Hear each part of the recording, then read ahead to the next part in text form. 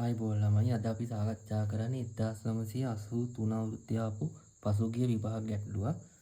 මෙන්න මෙහෙම සැහැල්ලු සුමට කප්පියක් තියෙනවලු දෙපැත්තෙන් ස්කන්ධ දෙකක් එල්ලලා තියෙන්නේ කිලෝ 2කුයි කිලෝ 6කුයි.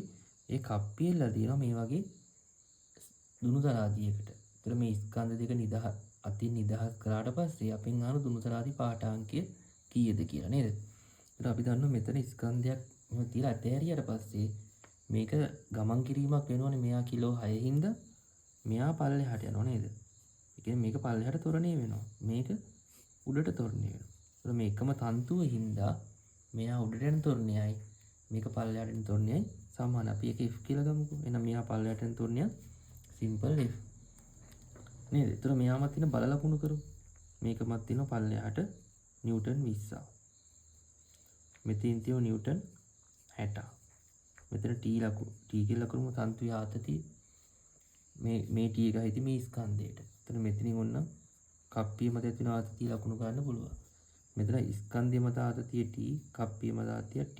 මේ දෙපැත්තේම ආතතිය සමානයි. මේක සැහැල්ලු සුමට ඝර්ෂණයක් නැති කප්පියක් හින්දා. එතන මෙන්න මෙතනත් තන්තු කොටසන්නේ තියෙන්නේ. එතන මෙතන ඇති වෙන වෙනම ආතතිය. අපි T එක කියලා ගමුකෝ. මේ T එක කප්පිය රැදි T එක.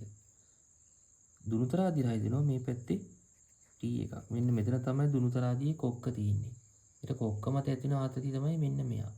ඒතර මත තියාගන්න ඕගොල්ලන් දුනුතරාදියක කොක්ක මත ඇති වෙන ආතතියට තමයි අපි කියන්නේ පාඨාංකය කියලා. එහෙනම් මෙන්න මේ කොක්ක මත ඇති වෙන මේ උඩ T එකනේ. මෙයා තමයි අපි කියන්නේ පාඨාංකය කියලා.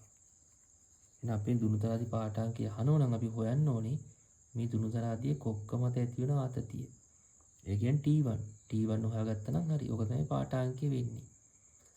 හරි මුලින්ම අපි මේකේ තොරණේ වාගමු මේ පද්ධතිය. ඒතර අපිට පුළුවන් තොරණේ වහන්න F සමාන m දාන්න වෙනව නේද? මෙයා චලිත වෙන්නේ උඩි පැත්තට හින්දා අපි 2 කිලෝග්‍රෑම්ට චලිත වෙන පැත්තට මේ සමාන m දාන්න පුරුදු වෙන්න. ඒතර මෙයාම උඩට තියෙන T කියන බලය. පල්ලෙහාට ඉන්න නිව්ටන් 20. ස්කන්ධය කිලෝ 2යි තොරණේ F. ඔන්න යාට සමාන m දැම්මා. ඊට පස්සේ අපි 6 කිලෝග්‍රෑම්ටක් දානවා. ඒක චලිත වෙන පල්ලෙහාට ඉඳලා අපි F සමාන m දාන්නේ 15ට. එයා මත පල්ලෙහාට 60ක් තියෙන උඩට T ඉන්නවා. මෙතන 6 වාරයක් F. සමගාමී සමීකරණ දෙකක් තියෙනවා. අපිට පුළුවන් මේක එකතු කරන්න නේද? එකතු කරාම මේ ආතති බලය කැපෙනවා. 1 2 එකතු කරන ආතතිය කැපෙනවා. මෙතනින් එනවා 60 ඍණ 20. අර පැත්තෙන් එනවා 2f ධන 6ක් f කියලා. ඒතර මෙතනින් එනවා 40ක්.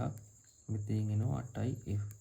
ඒතර f එනවා 40 බෙදන්න 8ෙන්. ඒතර එනවා 5යි ms ඍණ 2. ඔන්න ස්කන්ධ චලිතන තොරණ ටික අපි හොයාගත්තා. තොරණේ හොයාගත්තට පස්සේ අපිට ඕන ආතතිය හොයන්නත් පුළුවන්. මේ පළවෙනි සමීකරණයට දෙවෙනි සමීකරණයට භාවිතා කරලා අපිට පුළුවන් ආතතිය අපි පළවෙනි සමීකරණය භාවිතා කරමුකෝ.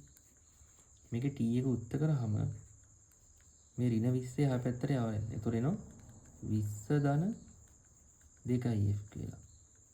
අපි 20 ධන මෙතන f හෙව්වනේ 5යි කියලා. මෙතන සුළු කරාම එනවා 5 තරක් 2 10යි. ඒත 20යි ඔක්කොම 30ක්. අන්න t අපිට එනවා නිව්ටන් 30ක් කියලා. දැන් පුළුවන් අපිට T1 හොයන්න.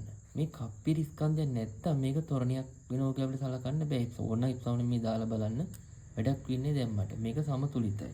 කප්පිය ගත්තොත් උඩට ඉන්න T1 බලය පල්ලෙහාට 2යි T ඉන්නවා. එහෙනම් අපිට පුළුවන් කප්පියේ සිරස් බල ලියන්න. කප්පිය මත උඩට ඉන්න T1 පල්ලෙහාට ඉන්න 2යි T. අපි T හෙව්වා 30යි. ඒතර පේනවා මෙතනින් 60ක් එනවා. එහෙනම් මේ T1 නේ පාඨාංකික මෙයාට සමානයිනේ. ඒතකොට නිව්ටන් නම් 60යි. උත්තරේ තියෙන කිලෝග්‍රෑම්. මේක 10න් බෙදන්න. එහෙනම් දුනුතරාදී පාඨාංකය අපිට හම්බ වෙනවා කිලෝග්‍රෑම් 6ක් විදියට.